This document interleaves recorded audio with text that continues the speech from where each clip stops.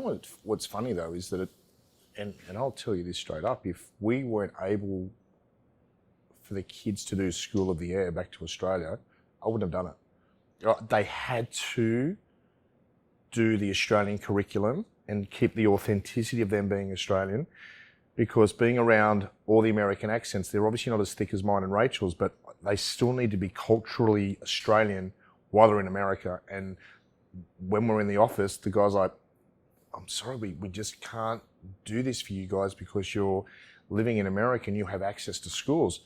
No, we don't. We're traveling around the country. We won't be in anywhere for them to go to a regular school. And that's when the principal came in and he was like, this is incredible. You blokes are amazing. We'd love to have you on board. I said, why didn't I speak to you the first time? Why do I have to go through this shit with these people for? Yeah. They'd love the support. Oh, Christ. God, it frustrates you sometimes. Yeah. They don't know enough help. Yeah, enough to kill the deal so many times. And now he's our biggest fan. He tells everybody that he's got these Australian kids travelling across America. It does wonders for his school.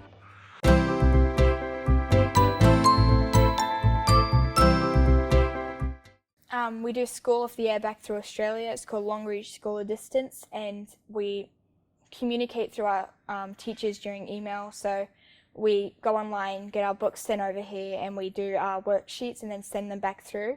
But because of the time zones, we have a tutor down in Florida that we do homeschooling from her. So we just schedule times and we go on Skype and then send them into our actual school in Australia. It's sort of annoying because of the stress that you have to do while we're washing dogs and then schoolwork on top of it, but I would much rather do regular school than this because of the friends that you develop as well, and just that you do tests right in front instead of getting wet, the paper's getting wet and then you have to redo it. It just gets lost. Everything gets lost in the RV. It's just bottomless pit.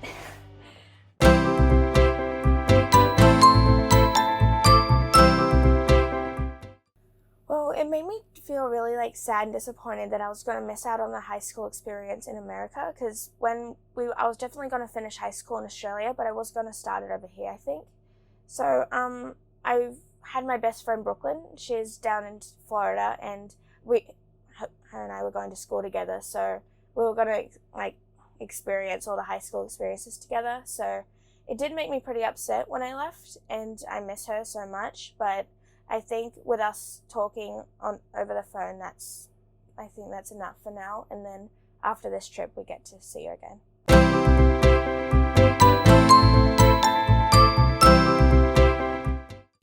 So it is a little bit hard while we're going on the trip. We do homeschooling back through Australia, so it's the Australian curriculum. So what we do is we get our school books from Australia, and we get on Skype with an American tutor that's in Florida, and we Skype back and forth with her every week when we need to catch up on some schoolwork. I would much rather doing it in regular school because you get to be with people and your friends instead of doing it by yourself. We're having so much fun doing what we're doing, and we get a much better break than what if we went to school every day, because we get to see different parts of America, and also we just catch up on some school and we go ahead a couple of days, so then we have a couple of days off.